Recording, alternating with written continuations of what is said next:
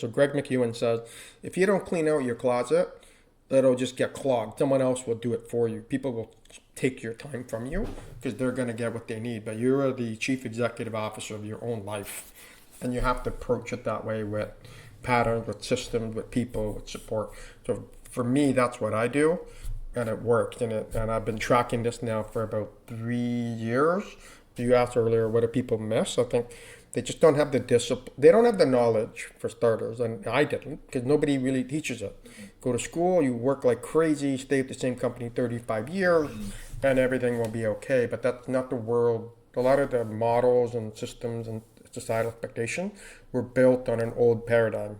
That paradigm changed even before we got into this AI, tech, geopolitical challenge that we're in right now.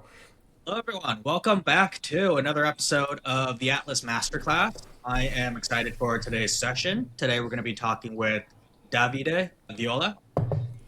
Did I get your name right? It, I'm still you got it right. Thanks, in Colin. here. Yeah, you're good. I know the E messes everyone up. If we have time, I'll tell you a story about that, but we'll get to the end and see. Cool, yeah. So yeah, Davide, it's Fortune 500 trained CEO with just over 2,500 years under his belt of running national organizations across CPG, retail, and healthcare in Canada and the US. Fellow Canadian here, so I'm excited to have another fellow Canadian on the show. Yeah. He's led nine-figure P&Ls, steered companies through turnovers, turnarounds, and major transformations. But what I found most interesting about Davide's work here is that he's not just talking about business and management theory. He's lived the cost of running hard without systems, the burnout, the trade-offs between performance and health, work and family. Right? He's really directed. This isn't just a personal failing here, it's a systems problem, right? And he's built the Management OS, his 100%. own trademarked operational system for executives to replace the chaos and build repeatable rhythms across strategy, operations, and talent. And he has this really good line that I really like, that business is his NHL. He never stops learning, never stops studying the game, sharpening the fundamentals, right? I just love that. So, Davida, great to have you Yeah. on today. Yeah, thanks for having me here. Super excited and a great introduction. So thank you for that. Humbled, and I'm very fortunate to have been where I've been and done the things that I've done, and the lessons and challenges along the way. And to your point, on June the 14th, 2026, whenever people are watching this, I am doing a TED Talk actually on how the leadership playbook is killing companies, lives, and families. So, like you opened up, we have one life to live, and we got to manage it. This whole work-life balance is, it's systems allow for harmony. It's essentially, and I'm going to share one aspect of it today and why it's important, and go from there. And all the resources will be available to help. I really believe in helping other people. I don't know which Greek philosopher said it, but I stand something like this. I stand not tall because I'm tall, but I stand on the shoulders of other men. It was the old quote, something like that. And I didn't get here all on my own. I've had coaches and mentors, great bosses, bad bosses, and webinars and podcasts and books and series like this where you learn a little piece from everybody and say, I'm going to make something my own to help me get through this journey called life and have fun of it. Because at the end of the day, life is beautiful, and I can make it more so by implementing systems and getting the right support. Not that you guys do at Atlas, right? Mm-hmm. So I love what you're doing because it's greater. It serves a higher cause, and I love that. Yeah, I love that. It's so important here, right? Our mission at Atlas always comes back to not just helping executives grow and scale their company, but what's the cost of doing that without proper systems, right? We're very big in helping executives operate more in their zone of genius, which, yes, to an extent is growing, then scaling their company. But on the other side of that, it's doing work that they love, work that fulfills them, and work that balances. I don't love the word balance, but brings harmony in all aspects of their life there. Yeah, I love that you come with so much lived experience here. And I'm sure you've worked with a ton of other CEOs and founders who are probably experiencing these type of challenges when it comes to creating that harmony between work and life. I'm curious to hear, what's the single biggest mistake most CEOs and founders make when it comes to scaling and growth? So I actually come from a friend of mine. His name is Connor Carrick. He's an NHL player. He played for Toronto, played for Seattle, and then he played in the Swiss League. him and I were having a conversation. I am guilty of it. He said, you cannot outmind bad biology. So most of us, what we do is we can just hustle and grind on the business. I'll just work harder. I will just push harder, ignoring your body. You cannot outmind bad biology, is what he said. I add to it, you cannot outmind or outperform bad systems because good systems can make good people stronger. Bad systems will break good people. And so at the end of the day, it's like I'm a bit of an audiophile. You're better off having a better amp and less speakers versus the reverse way around, having a crummy amp and really good speakers, right? It starts from the source, and the source is always the system of your business, and the source is your body, your brain, the whole biology side of it. And people forget that. Me too. I'm type A. I'm 48 years old, for sure, an undiagnosed ADHD. I can't sit still, always going 100 miles an hour. I think I can probably walk through a mountain if you asked me to. I would probably try. And so I think that's the one mistake that I see is everyone just hustle. And this is what the talk is about. Everyone just wants to grind through it. No, there's an easier way to do it because society celebrates this busyness. And it works because I have everything I've ever wanted. So it does work, but it can come at a cost. And if you're not, some people are not lucky. Things happen to them that they can't recover from. Relationship breakups, disease, cancer diagnosis. I've seen that stuff firsthand, all these sorts of things. So the cost is real. And that's why I'm doing what I'm doing. Yeah, Help people not avoid those costs, right? for sure. Yeah. And I do believe a lot of people like understand that. They understand the importance of, yeah, taking care of themselves. And we, as entrepreneurs, we stepped into business to create that freedom and fulfillment for ourselves. And somewhere along the way, we lost track of that North Star there. So it's like, Yeah, why you did it in the first place. yeah, exactly. I'm curious to hear from you. Like, why is that? Why is it that like people understand? They know this isn't like neuroscience or anything, right? This is people know that yes, it takes building your life, building the fundamentals in order to create the reality you want. But why is it that we still get stuck in this trap? It's just the concept of inertia, right? The concept of momentum. You get the team that they have a dynasty in whatever sport it might be. So the essence of inertia is really powerful, and it's true both in business and in oneself. When you start working out a lot and you miss, you get fidgety. I'm like, I gotta hit the gym. I gotta go for a run. I gotta go for a walk. So that inertia keeps you in your place, and the longer you stay there, it starts to calcify into your habits. And so it doesn't take takes really long to form habits, but it doesn't take anything to fall off it. And so for me, it's the inertia that happens, and I don't think most people think about that. And therefore, next thing they go through, and 2 years pass, and they've gained 30 pounds, and they're like, oh man, I haven't gone to the gym, or I haven't played tennis with my friends in a while. I think it comes down to inertia. And I think that's the moment where people need to realize, where's my current inertia going? Is it going up or is it going down? And I think that's the question everyone right now needs to ask, like, where's my inertia going? If it's going down, you're like, okay, that's just got to do something to turn it up. If it's going up, stay in tune with that. Make sure nothing changes. You're doing the right thing, going in the right direction. Never perfect. But if you think about the concept of inertia, that is true in physics as it is in our behaviors and our mindset, biology, all those sorts of things. Got it. Got it.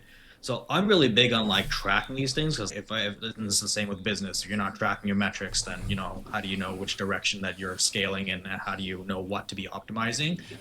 When it comes to things 100%. like inertia, do you have a practice or a methodology or something to just routinely check in with that? Because I feel like a lot of executives, founders, CEOs get so stuck in the operational day to day and weeds that they aren't taking a step back to look at that and being like, yeah, where is my inertia going right now?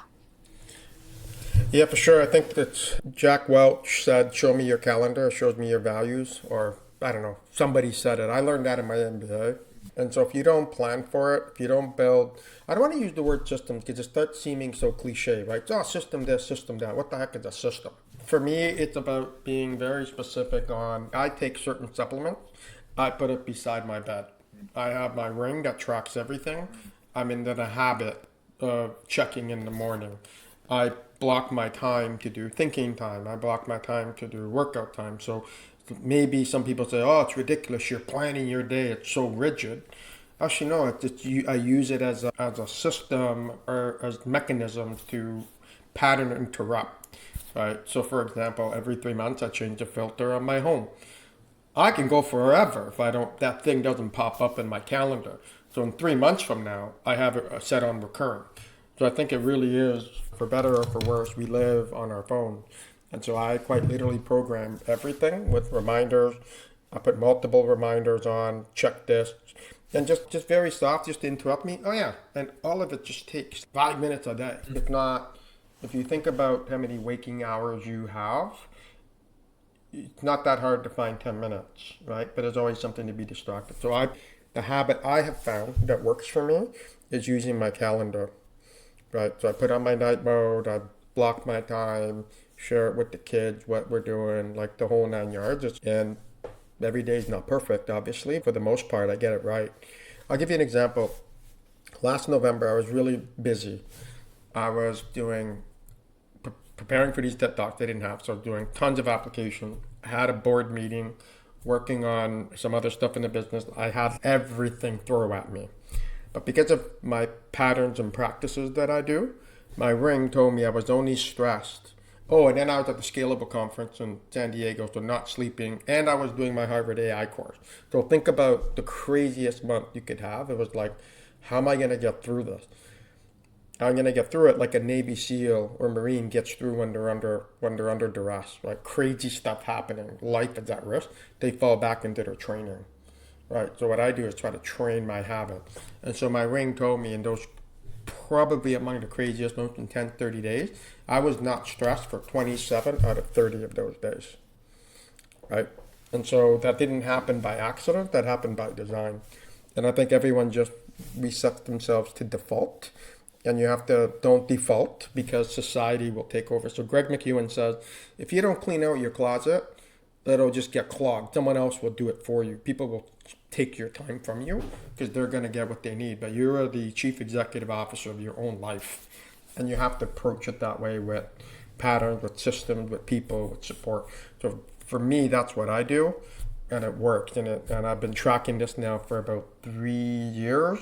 When I moved to the ring versus the watch, it just tracks HRV, all these sorts of metrics. And when something's off, I know. Have a glass of wine, I'm like, yep, my heart rate will drop later. My HRV will not be as stable. It shows up. But I feel fine the next morning. But my body said, yeah, you did something you normally don't do. So it really does show up. It's just critical.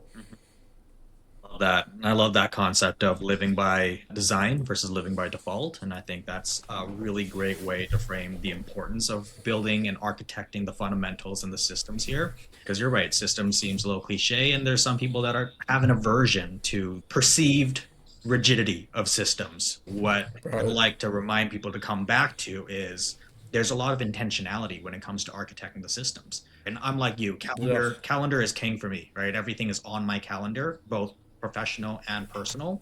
My week's planned out, right? I work with my EA Lamia. We plan out my week ahead of time, right? And this is what I teach here at Atlas too, around getting clear on your week. Take your ideal week, that becomes the guardrails, rules, the intention, and then managing your time and your energy. And we get pretty deep with this. Lamia and I, we actually, every single time block on my calendar, we track it back to the zone of genius, whether it's my zone of genius, zone of Yeah. excellence, competence, or incompetence. And we track that week over week to see to look at is there inertia? Am I working more and more towards my zone of genius, or are things going down and I'm like getting stuck in more of the operational work that I probably shouldn't be doing?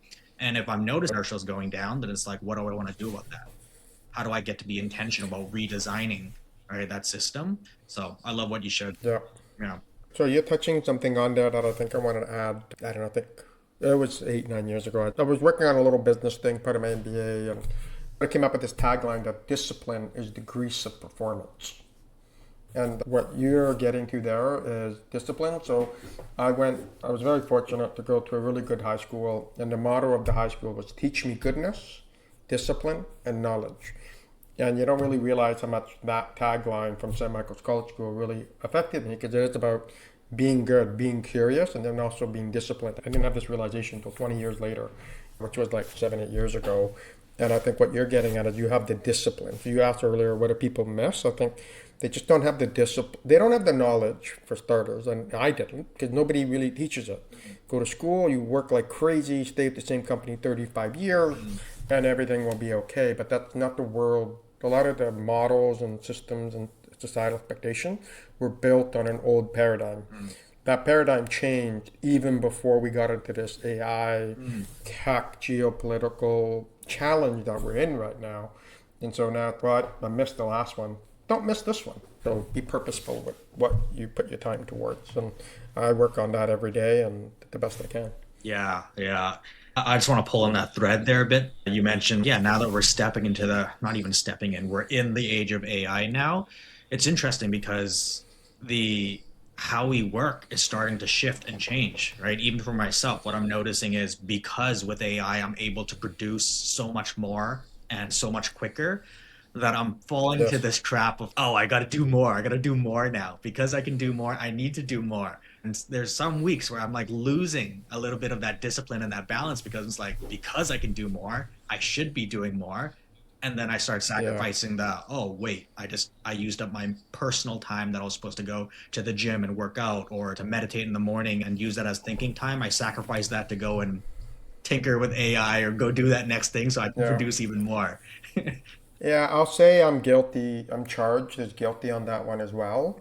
However, sometimes I give myself a bit of grace because it's really, I think it's really tough because it's like there's a lot going on and you don't want to lose. So I think I'm doing this right now. So I'm working on so I'm currently leading an organization. We have 100, almost 170 health food stores across Canada. And I have my AGM presentation. Last night I set my agents to work on everything. So I spent the last sort of 2, 3 weeks running prompts and queries about what's the story I want to tell. Like, how do I quote unquote meet this moment? Because it is an inflection moment with all the things that we talked about as it relates to retail in any country. And I find myself like working on this till 10:30. I'm like, I'm actually excited up with it and terrified in some ways, but also excited because my AGM presentation is on May 30th. By tonight, I will be done. Whereas before, I would like skid into my presentation. I just finished it and then go deliver. So what that has allowed me this year, which it hasn't in the past, is I can now think about more about storytelling and the narrative strategic spine of what I'm doing. That's why I spend a lot of time versus I don't know, I don't get a lot of joy from fixing fonts and inserting charts, but my brain can think a mile a minute. So I think the one curse is like one curse. It is a blessing and a curse, but I get energy from it. So for me, my signal is, all right, you can take it easy now. If I'm starting to get frustrated, if I'm still energized by it, I'm okay with it, Yep. and I can just share it with my kids and stuff. But sometimes I'm not. Sometimes it burns me out because I'm like, oh, I went too far. And like 2 nights ago, I was working on this. I couldn't sleep. It's 11 o'clock at night. I marked my sleep, and I'm like, my head is going. I'm like, I was gravitated to the computer. I was so excited about a new idea, how to say something. So it's something you always have to work on, like a muscle, right? You got to keep pumping the weights and keep pumping the discipline. But yeah, it's fun. And Yeah, when your body will tell you when you went too far, or 100%. at least mine does. Yeah. Yeah. Yeah. I think everyone's body does. It's just a matter of do we have the level of somatic awareness to listen to our body. Yeah, yeah, that's a big one. I didn't up until a few years ago, and even with the tech, right? We're getting there now, which is a good thing. Yeah. Cool. You mentioned burnout, so I want to go there, right? So, burnout. This is not just a symptom. There's a clear cause for it. I'd love to hear from you. What's the cause of burnout for these CEOs, these founders, these executives? And I'd love to dive into management OS and why you came up with that, how it works, all of it. Yeah, for sure. So a couple things. I'll talk a little bit about burnout because it doesn't mean nervous breakdown, right? It doesn't, or at least in my opinion. So I'm sure people have different. There might be some medical doctors that might have a different point of view. So I'll speak from a layman person perspective. For me, burnout is where I don't have the energy to do what I really want to do when I'm done working, right? So if I don't have energy to walk the dog, I don't want to do anything, or I'm just really exhausted. I'm always tired. So what happens is our body is a highly complex biological system. And what we know is that stress causes inflammation. And we know that inflammation is responsible to 90 to 95% of disease states, right? And that inflammation that happens on our body is caused by stress, it's caused by bad food intake, caused by bad environment, pollution, depending where people are in the world. Some of those things. At the end of the day, all those things attack our body. And our body is able to deal with this and, quite frankly, designed to deal with pathogens and stress releases. So I'll give you an example of what happens and why it's really important to get dialed into your biology. You might want to reach out to Kashif Khan. He's a friend of mine. He's the founder of the DNA company. Also, another friend of mine, Cyril, owns a company like DNA. It's very inexpensive, and they're both Canadians actually, not living in Canada. But the body is really complex. So, for example, if I know my genetics, what's good? So that's the other piece, how you know about your body. And this is where the management OS comes in the sense that it's both, how do you improve both your business and your biology? Because you cannot separate the two, and most people separate them. And on the biology side, I particularly hate when people say, David, if you want to look like me, you got to do 50 push-ups a day and you got to do these 4 things. Well, it might work for you, but it may not work for me. So I know I'm like a medium twitch. So I'll give you an example. We all heard about the marathon runner that dies at the line, right? So you're looking at them and you're saying they're fit, they eat well, they exercise. They should not have a heart attack, right? But here's what happens. Their genetics are not programmed for them to be an endurance runner. They're programmed to be a sprinter or like a medium twitch, as they call it. Myself, a hockey player, go back, but nothing for long periods of time. What happens in that person is that they think they're doing the right thing, and because they can outmind biology, they keep doing the thing that actually puts their body in a molecular level of stress. So the body's not designed to do that. You're doing something it's not designed to do. What it does, it creates inflammation. The response to inflammation is cortisol. And maybe the doctor might get me wrong, but that's what I was taught. So the cortisol. So your body does something to offset the inflammation. It's cortisol response. If you don't have good arteries, what ends up happening is it ends up calcifying. So your body is unable to produce and then to offset the cortisol, your body produces cholesterol, If you don't have good veins, good, what they call it, the detoxification system, those toxins will stay there and they will stick on your artery walls. And therefore you can be perfectly healthy on the outside, and yet you have the cardiovascular disease building underneath you over 10, 15 years. And that's what happens with biology. So for me, that's something that I learned through my journey. I studied genetics in university. I went to business school, but of course I'm a geek. I decided to take genetics as my elective. So I was studying that stuff way back when. And so this is for me realizing that you're supposed to spend a third of your life sleeping. You guys are supposed to get 8 hours. Some people need 6 or 7. People say I can function at 4. It's a fallacy, bad idea. You need 6 to 8. Almost everybody's in that sweet spot. Say 7 plus or minus. I target 8 because I'm effectively still a toddler with my sleep. So I target 8. I try to work 8 hours a day, often work more, so technically you work 8 hours. Then these other 8 hours, you have to live your life. Right. So when you're sleeping, your body takes care of everything. Your body has the system, their brain detoxification, brain cleaning, all the things that happen at night. A third of your day, you need to worry about, well, what am I doing at work? And then what am I doing the other third with my friends, family, cooking, cleaning, visiting family and friends? And that's where the management OS comes in, is it ties all those 3 day parts together. And they'll ebb and flow. They'll ebb and flow in terms of time on each. But for all intents and purposes, we all have 24 hours a day. And so that's what management OS was designed for me to do, is, okay, how do I put this whole thing into harmony as best I can? And what I've been trying to deploy for myself. And as per inertia, change is hard. So if you try to choose change management with others or with organizations, there's just an inherent resistance to change. And so change management is said by Cotter, I think it's John Cotter, and he's a whole change management expert, the 8 stages. It's really hard. Really hard to change people, really hard to change systems. But we have to do it because I think that's how we can get to the next level. Got it. Yeah.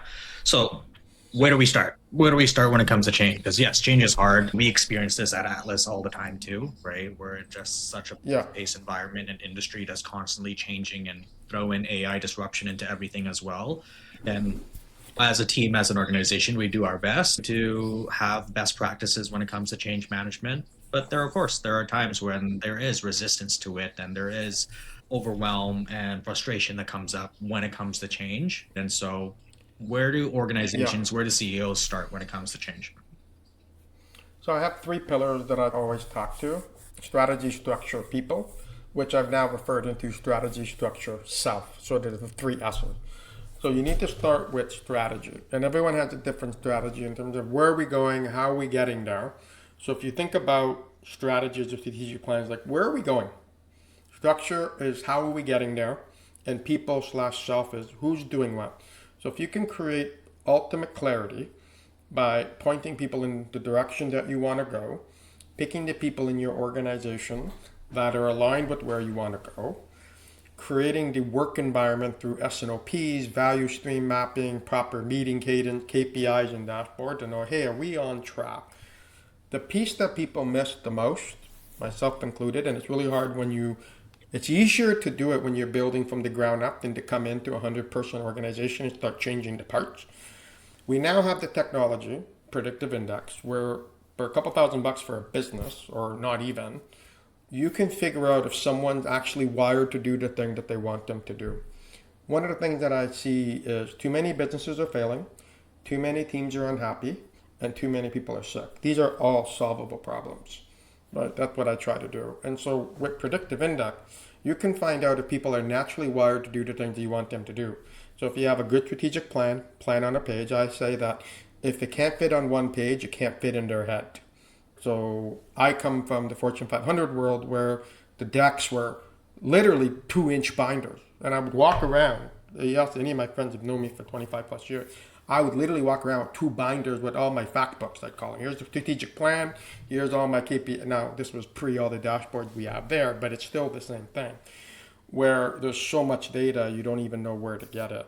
And so where most people get wrong is they don't have a clear plan. Harvard says 90% of people don't have a plan. Of those that do have a plan, only 90% don't even execute it the way they did. And then if they get the first two right, they don't get the people thing right. They hire the wrong people, and they're not. They have to do based on skills and need based. A lot of people talk about how to hire good people. So I don't think there's a gap there. There's a gap there to say, is Colin actually wired to do the thing that I want him to do? So let's say I'm going to hire you to come on to this company, or you're going to hire someone. Are they actually wired to do what you want them to do? Are they in their zone of genius? And so by taking a psychological approach, you can actually figure out, because then you reduce the resistance, you reduce the unhappiness because they're not doing something. I'll give you an example. Can I give you an example? Yeah, go for it. So I was working with a friend of mine, Dr. Lauren, owns a chiropractic clinic. And so helped her, because I met her at a different group I was in. I said, oh, I'll help you, no problem. We went through this. And we went to hiring people. So you go through the process and what to hire. And I think it was you that actually shared with it.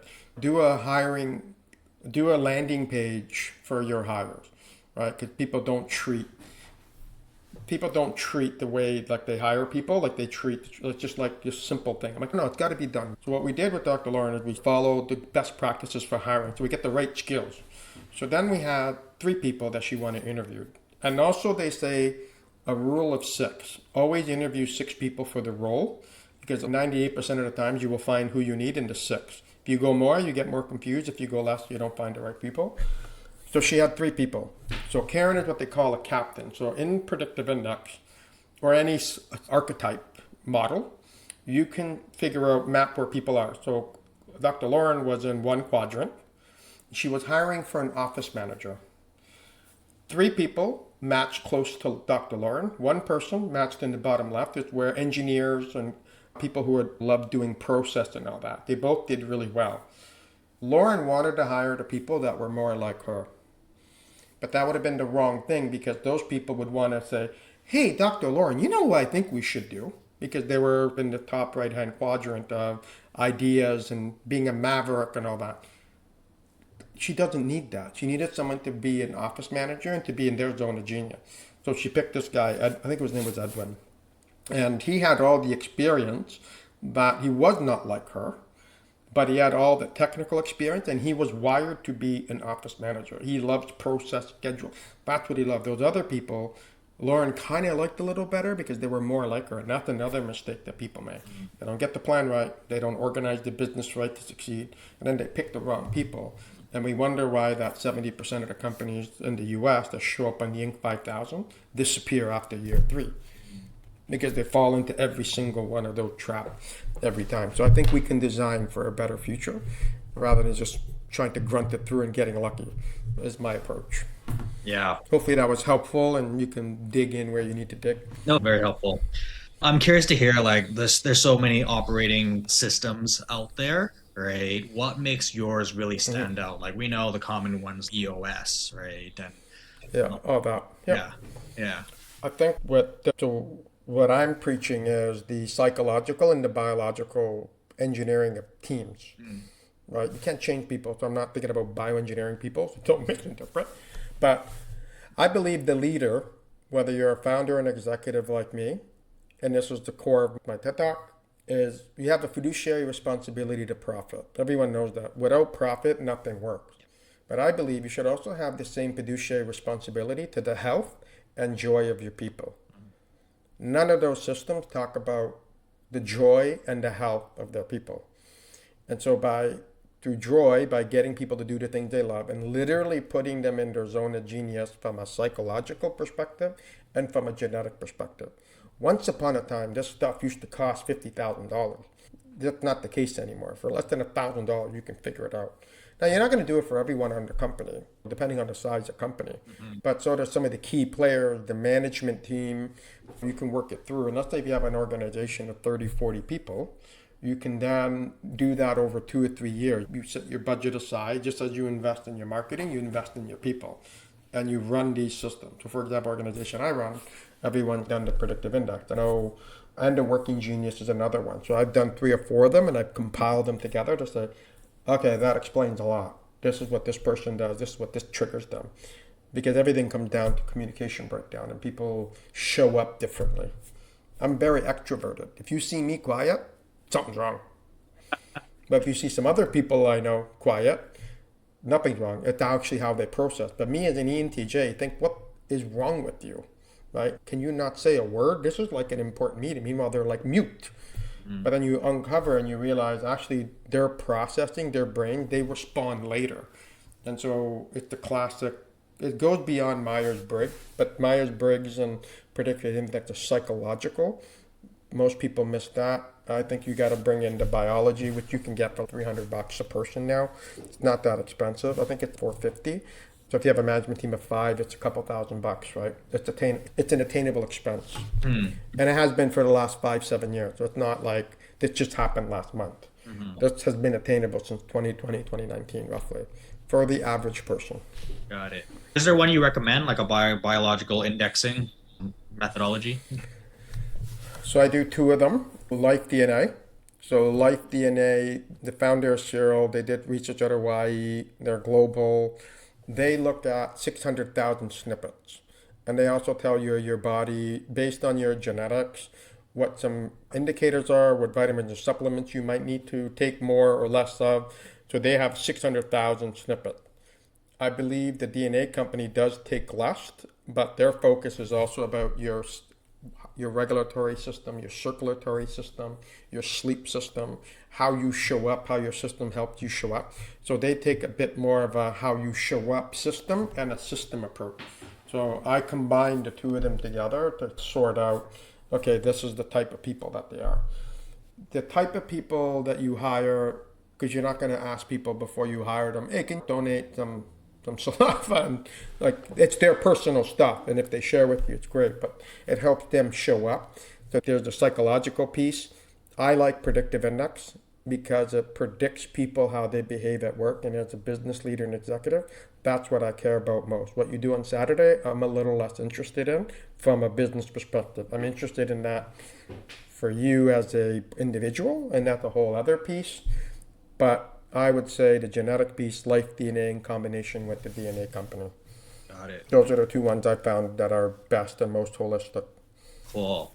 Yeah. Yeah, I definitely want to explore that more because we have a pretty global team, right? And people from different cultures working at different time zones, right? We have those in the Philippines that are spend most of their working life working graveyard shifts, right? And some of the Yeah. one of the things that we're always concerned around is like their health. Like, how healthy can that Hmm. be? And especially like during their work week, they got to work graveyard shifts, and then on the weekends they got to shift their entire schedule and life cycle to be with family and everything, and then shift back. And yeah, so it's like Yes. things like the biological impacts that that can have are things that I am curious about. And it's knowing how your body functions, then taking the required action to, because the body can deal with a lot, right? So the body can deal with a lot of challenges, a lot of pathogens. It's just, you just got to know what the blueprint. What am I working with? It doesn't change for the rest of your life. It gets damaged along the way, and that sometimes leads to consequences. But you can't actually change that. So you got to say, okay, here is what I have. What do I need to do to offset or work with the situation that I'm in now? So you can solve for it. You got you got to take a data approach to it. Right? Right. We get the data and saying, okay, what do they need to do in their habits to make sure that they can switch, or people who work different night shifts and stuff. Most people say they have challenges, but that's because they're not managing the system, their body system. And that's common. That's not a common thing that people do. Hmm. Yeah. Something I want to dive into, as there's no way we can not talk about AI in today's world right now. With Yes. what's happening with AI now and the shifts that this may have on the future of work here, does this change anything around the management OS or how you're thinking about just what how teams operate and function in the future here? No, not at all. In fact, it was born out of AI because now you can codify the framework and the systems that work. You can accelerate the boring work. You can crunch data faster than you have. So it is fully AI impact. The whole model is to be AI empowered. However, I say the ROI is based, ROI equals HE plus AI. HE being either human experience or human expertise, right? And so AI is based on systems. So AI is based, a lot of AI is written on Python, and Python is all about coding and breaking things into pieces, right? So same thing with a strategy framework or anything that you do, you have to break things down in pieces. And in order to guide AI properly, you have to be able to break down things into pieces. But how you break down into pieces, what models, what frameworks are you using? So for me, the foundation becomes the models and the frameworks and becoming an understanding of the user. For example, I look at AI as a $10,000 titanium hammer. If you give it to most of us, besides not being able to afford it, I'll speak for myself, I would never buy a $10,000 titanium hammer. But if I had one, it would be fun. It would be cool. I can bang in, hang a picture a little faster. But if I give it to my cousin, who's a carpenter, now he can be more accurate. He can hit more nails in one day. He can put up a house faster. He can have less fatigue. And he doesn't have to have the weight pulling on his back on it, carrying this heavy hammer. What does that tell you? That tells you that the tech AI, the titanium hammer, coupled with the knowledge of a carpenter, right? Put that together, you now have an accelerant, right? You now have a catalyst. What most people are doing with AI is they're putting in a very simple prompt and expecting it to do magical things, right? Even with the Gentic AI and the generative AI, give a very basic prompt in comparison to something that's more robust that directs it. The output quality is night and day. I have a 27-page website prompt, 27 pages. So if you can design it in such a way, the output that you get is far superior, but you still have to have the experience and the knowledge of the framework. And that's what I'm trying to teach around the basics, right? One page plan, SNOPs, value stream mappings, how the heck you do it. Okay, this is how you do it. How do we break things down? Critical thinking now more than ever. Critical thinking is a pandemic that we have, and it's going to get worse if we let AI do it, because then it will not solve the way we want it to solve, and then we'll realize we built something that I didn't want, but rather the machine tell me to build. So that's the one thing people have to be very critical and understand the models and the concept. Then it becomes a superpower. Yeah. Yeah, it's really fascinating. I think Jack Dorsey with Sequoia released an article recently around just shifting the future of work and how we think about how organizations use AI. I think we're at such an early stage right now. And to your point, most organizations and most people are still working with AI like I guess, a chat bot used to prompt in, output out kind of thing, right? Yeah. Whereas what's interesting about what Jack Dorsey talks about is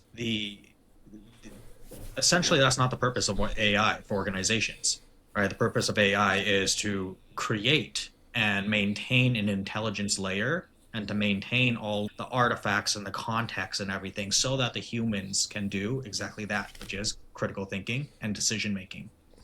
And so I'm curious, traditionally, it is up to the humans to identify the process, create the SOPs and processes, maintain, optimize that, right? As we step more into an age of AI where SOPs are going to start to shift the way they look, right? They're still going to outline the process in terms of input, process, output, maximize our KPIs.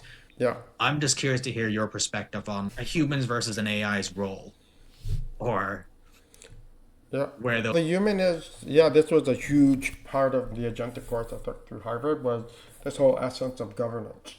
So, is the fox guarding the hen house? You would never leave a fox to guard the hen house, would you? Never. It'll eat it. Not what people are fearing about, but just don't put the fox in charge of the hen house. So this is where people come in, where they need to provide the oversight and have the lived experience of, okay, what's actually happening. Until robots completely replace us, people will always have a role because they need to have that oversight. Did that work? Did that not work? There's something to be said about the soul and love and feelings and interaction and energy. They always say like a dog has six sense. A computer only has one sense. It lives in a 1D world. We live in a 3D multi-sensory world, and so it doesn't always translate. So this is what I think will happen is that there will be a bit of hurt, there will be a trough of challenge where job disruption will be true just because of the speed by which it's going. But I have a very optimistic view on where the role of people will to be to empower and to level up. I actually wrote a LinkedIn newsletter on this. Today, I know why there's an AI race. I get it. I'm not going to go down that rabbit hole. But today, we could stop, use the models we have today. It'll take us 10 to 15 years to catch up. By the time we deploy it, by the time we understand it, by the time we have changed behavior, you have a whole generation that it changes tend to take a whole generation, right? This change will happen faster than anything before. So there might be a bit of a gap. But the role of people is to have that lived experience and to make sure the machines don't go offside. I'll give you an example. I want to start a business. Let's say I want to start a mug business. I'm drinking my coffee mug. And I put into the chat box, or I go into an auditorium, and there are 100 experts in there, right? And say, hey, guys and gals, I want to launch a coffee business that does a mug and does these five things. They're going to go off and come up with whatever the heck they come up with. But in your mind, you know what you want. So most people just think about this chat bot, not realizing there are hundreds of experts behind that thing. How do you channel all these people? And that's where humans come in and say, this is where I want to go. You know what? My gut tells me go there. And so this is where the gut lived experience can direct it, and you have to piecemeal it so you can take one step at a time as you go forward. And that's why I believe that people always have a role. And I hope we get to a point where why not have a 2 day work week? If we can 10x our productivity, in 5 days we can do 50 days worth of work, like you said earlier. Why are we trying to do 5 days times 10? Why don't we just do 2 days times 10? It's still 4 times more than what we had before. And the other 5 days, let's play with our kids, go for a walk, go hike a mountain, do something, take up fishing, take up golf, take up tennis, pickleball. That's not the narrative that we have, but that is also something I'm trying to put out there because you can paint a beautiful future by design. And I want people to think about what does that beautiful picture look like because you can actually do it by design. I love that. That's actually something we're working towards here at Atlas too, right? We started to shift towards doing maker days Yep. where previously the issue has been like, okay, here's the strategy, here's the plan, go, right? And everyone's working on their own thing, and then they gotta Yep. communicate and transfer knowledge and context and wait for decisions, and then sit there and wait. Once they get the decision, give more feedback, this back and forth, and everything. And things were moving slow and it's moving really fragmented. Right. And so Yeah. what we just started shifting towards this year was doing maker days where Tuesdays right now, I pull all our managers together and we're like, we're spending the day together, full day, Yeah. right? And brightest minds in the room right now. Let's get the biggest things this week done. Our goal is, can we get a week's worth of like our targets, or not targets, our priorities for the week? Can we get it done within a day? If we can get into a rhythm of Yeah, this, there's absolutely no reason why we don't drop things down to a 4 day work week or even less, yeah, yeah, right? Because I'm like, right now, everyone's just spending so much time doing the things that technically AI can do, like knowledge transfer and context gathering. And it really comes down to yeah. the actual work of critical thinking, strategic thinking, and making decisions. You don't need that much time for it. You don't need a 5 day work week for sure. You don't. No, You you know, don't. Yeah.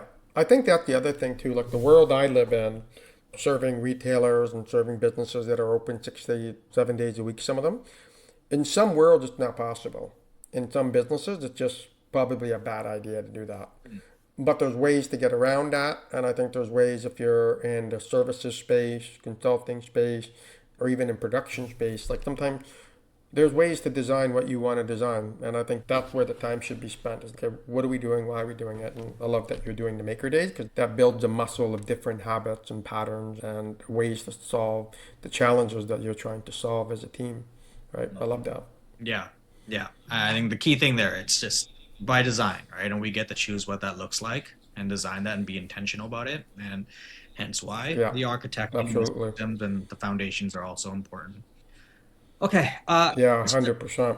yeah, just to bring this to a close here, David, like for those watching this right now, what's 1 to 2 things you want them to take away from this session here? I want people to take away to think about, like I talked earlier, like where am I at right now? What's the inertia that I'm doing? Which way is it going? Up, sideways, or downward? Or is it going towards the direction you want it to be? And I think that's the moment to think, okay, I need to change something. Then every time you have to do something, ask yourself, is there a better way to do this with minimum effective dose? How can you get to what you want with the least amount of resources as it relates to people, time, money, and energy? Those are the currencies that we live in. And so if you can, and a doctor, the idea they take your weight, they do all. I just had my dog. There's his weight because he had a little issue, and so they gave him the minimum effective dose to fix the problem that they think that he had like back pain. He sprained his back, and we have to take that approach with our life. It's like how can we solve the things that we want with the least amount, and is there an easier way to do this? Oftentimes, the worst thing I hear people say is the way we've always done it. Oh my God, that makes my skin curl. And so think about what's your inertia. Think about is there an easier way to do this? Because I think that will tell you what systems or what first step you need to take. And then each day or each week you make one little change. We all know what the power of compounding a penny over 30 days is. Never mind the 30 days. Just say, let's do it over a year. Because we can only take on so much change, no matter how good you are, no matter how disciplined you are. As I think I'm probably more disciplined than the average person. I still can't do everything in one chew. So just break things down and take one step at a time towards the direction you want to go and enjoy the ride. And some days you'll get it right, some days you won't. But it's like golf, right? The last hole has nothing to do with the next one. You get to start over again, right? So the next day, okay, that didn't work. Okay, let's calibrate and go forward. And I think the future is bright. It's up to all of us to make it bright. And I think that's what will happen because that's what humans have always done. Of course, the world is challenging places, but we get through this because everyone's pushing for a stronger standard of living, stronger freedom, stronger everything, and we'll get there. So, heads up and have fun. Super important. Have fun. You can't. Yeah, true. None of this actually matters until you actually have fun with it. True. Yeah, absolutely. Yeah. Well, thanks for having me. I appreciate talking to you guys. And again, you can send out all the required resources, which we read even Dutch, which is Hmm. fun. So this was great. I really enjoyed it. Where can people follow more or what you learn more about the management OS? Yeah, I primarily focus on LinkedIn. I don't do much on some of the other ones. That's where I have my main group. So just search up my name, Davide Viola, and I think the only one with LinkedIn/Davide Viola. There is a soccer player in Italy named Davide Viola, so Okay. I'm not him. But yeah, that you'll see that. So I can send you my link, Yeah, and I appreciate everyone tuning in. for sure. We'll drop all the links and everything in with the video, right? So people will be able to find you and highly recommend, right? This is so important, right? I think at the end of the day, like I said, none of it matters. Everything we're building, everything we think we're building for, none of it matters unless we come back to why, our why, and why we built it in the first 100%. place. And does that bring that level of joy, excitement, and fulfillment for us and the people around us, right? And that's the level of, Yeah. I call this conscious leadership, right? It's a certain level of conscious leadership where you're not just embodying that, but you're modeling that for everyone else around you too, right? Because until that Yeah. happens, we're going to continue to just fall into this trap, this hedonic treadmill of build, scale growth at the cost of what, right? 100%. Yeah, Yeah. yeah. I just love that We all won't get into them brings now. that together. Yeah. Yeah. Yeah, it's great. And we won't get into it now, but I've been through enough life experiences to know that it all doesn't really matter unless you're having fun because things can change on you in a moment's notice.